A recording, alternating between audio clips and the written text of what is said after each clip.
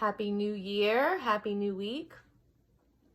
My name is Daisy. I am an intuitive healer. I'm a tarot card reader. I like to think myself as a little bit of a thought leader, a person who likes to study and come up with new perspectives. So in this new year of 2023, not stopping with the new thoughts and just kind of opening up to more work here in the new year. I'm looking forward to, if you're local to the East Bay in San Francisco Bay Area, in California, then you can come to my classes. There'll be so many new classes starting this year, new collaborations. Already have so many collaborations starting. Very excited about it. So stay tuned for all the goodness that's going to come up. And for this new week in this new year, I pulled a couple of cards for us. First, from the Earth Warrior Oracle, is the Aditi of Hathor card, and it's the Hidden Blessings card. And I mean, what are sometimes our expectations,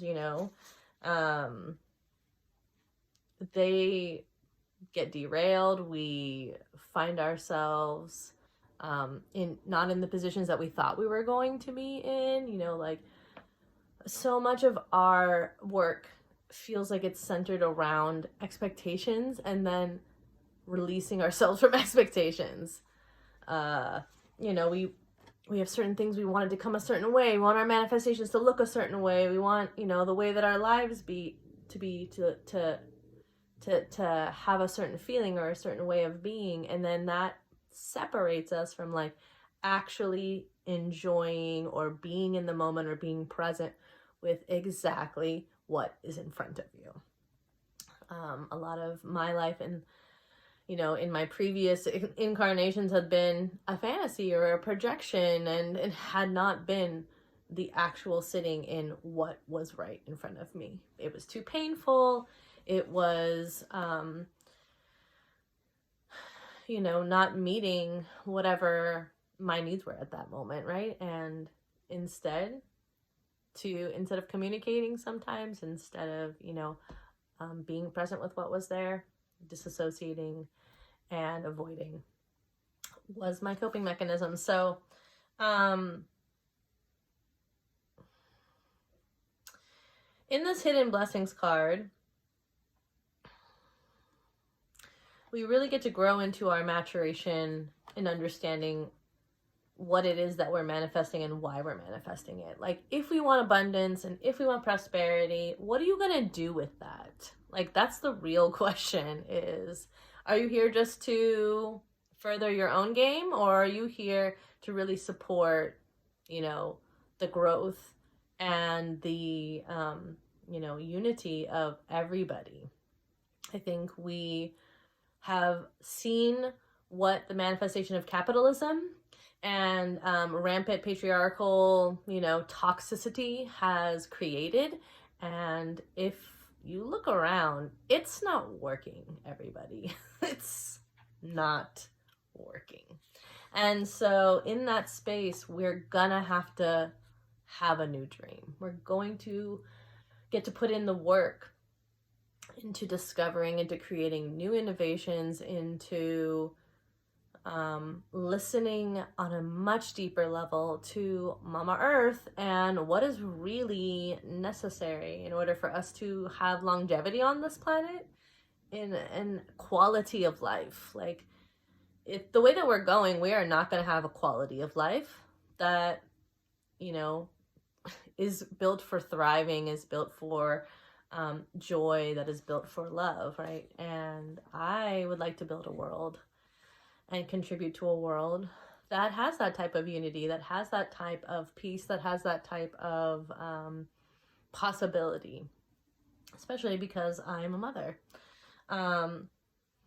The process for transformation into full maturity involves learning how to grow through light and darkness and back into the light again. You'll always find your way back to the light. Have faith in yourself and what you must do. So if it has been a dark year, if it had been in 2022 incredibly intense. If you had gotten off track with self-care, if you are discovering what self-care looks like for you, 2023 is your opportunity now to discover even more deeply what that looks like for you, how you can have that. What does community support look like for you? What does a village? What is the definition of what you want for your life? If you need more time on your own and more time in, instead of not isolation, but like solitary, like knowing that we can be okay alone. And I know that aloneness can sometimes feel heavy or overwhelming.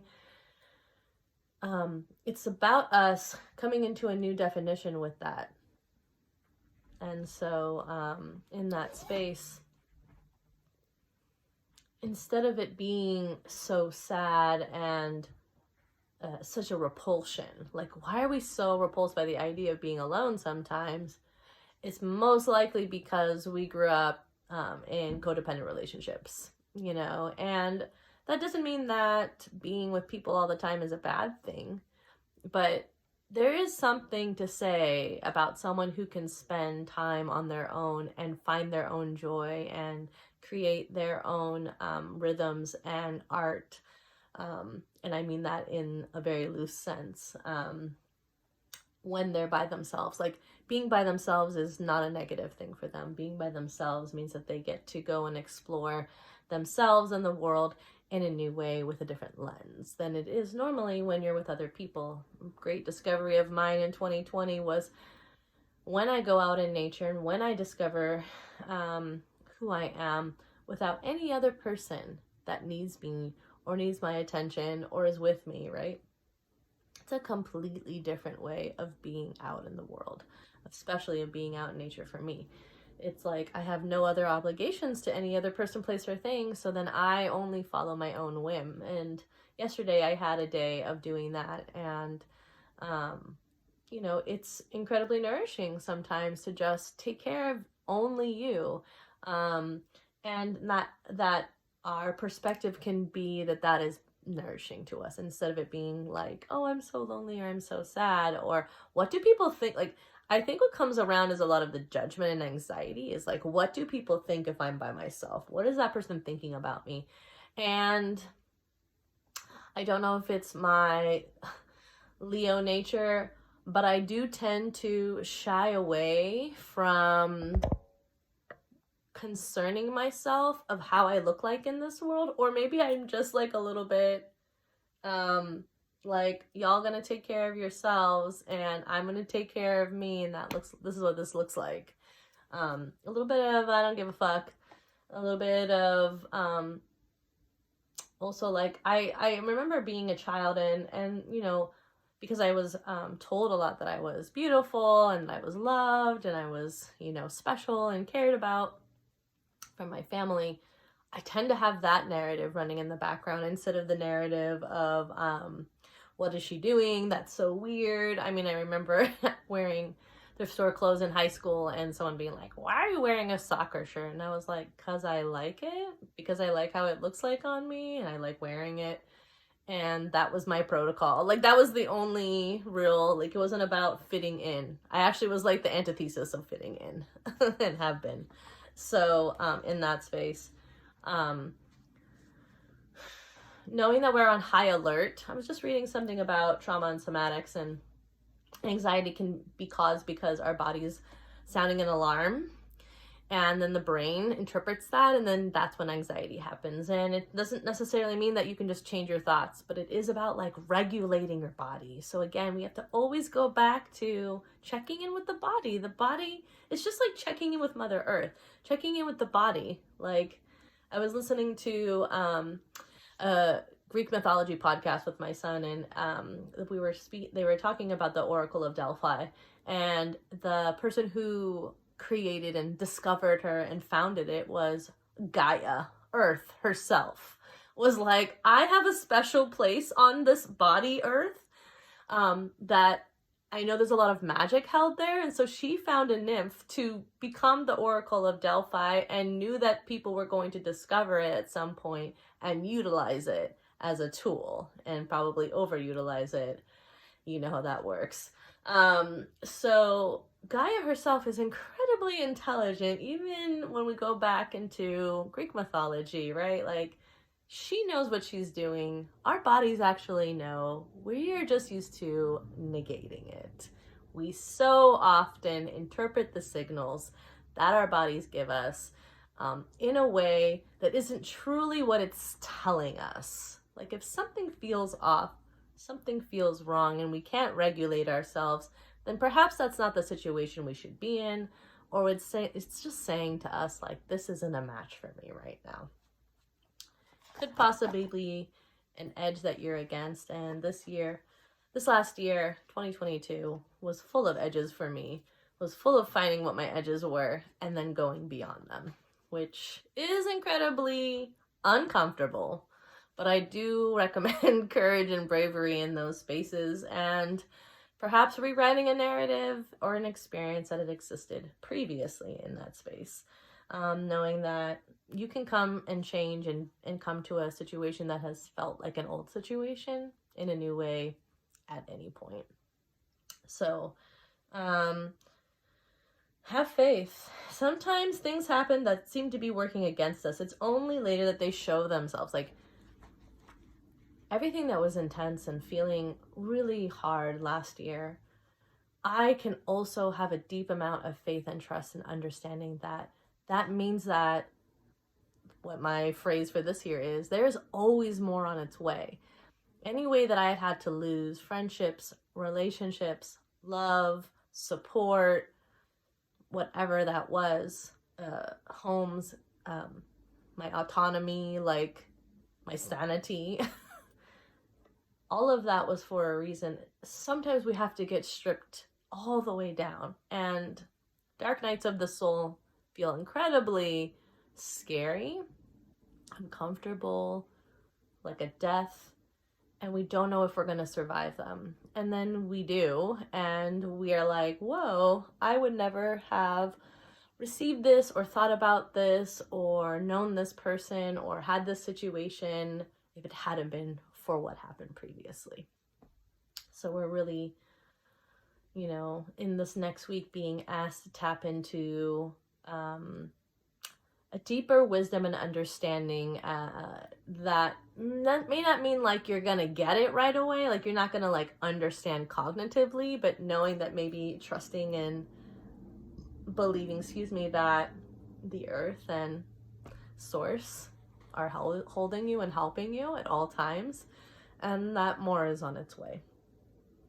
Keep going. Everything that happens in your life is allowing you to fulfill your divine potential, knowing that any darkness will give way to the light. So, growth is a natural thing that we prime ourselves for. We prime ourselves for growth. We prime ourselves to be stagnant. Like, just the same that you can like prime yourself for, like, I'm gonna grow, I'm gonna be working, I'm gonna be releasing myself of this, I'm going to be moving on to the next chapter, knowing that rest and cycles, like, there's a point in your healing journey that you need to take often where you reflect on how much you've done, on how you have gotten through, and take a break. We are in winter in the northern hemisphere of the earth right now. This is not a time to be going out and doing 10,000 things. I am not a resolutions person. What I am is a person who believes in the fact that we deserve to really reflect and celebrate how far we've come. So 2022, there will never be a year like it. And 2023, there'll never be a year like that too. The other card that came out was the Queen of Chalices. She's the Queen of the Cups energy. Look at those beautiful whales, which are our sonar. They are deeply nourishing. They're going into the depths, into the mystery, and utilizing kind of a deeper, greater power that's connected to the divine. And the Queen of Chalices embodies compassion and emotional, like, her EQ, her emotional quotient is 110%, or maybe 111%. Like, she understands emotions, and in the flow of emotions, like, she allows whatever to come through and navigates like a whale through the water. It isn't about stagnancy or anything. There's no barnacles of emotion getting clung to her. She's like swimming through it all and allowing whatever comes through, comfortable or uncomfortable. This is a time this week to work on our emotional well-being and to really celebrate ourselves and to go stiller and quieter and slow down and do less, because that is what is required sometimes.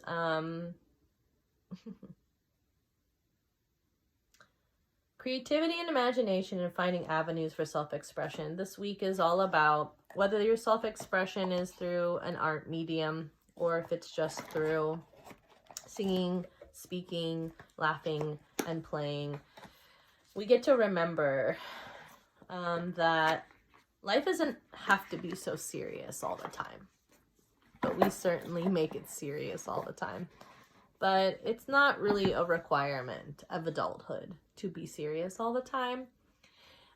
We need more lightness and laughter and connection that feels genuine and supportive and sweet.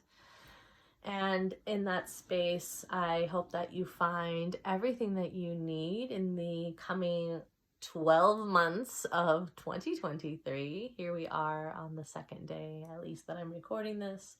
And know that whenever you listen to these messages, they're relevant for you at that time.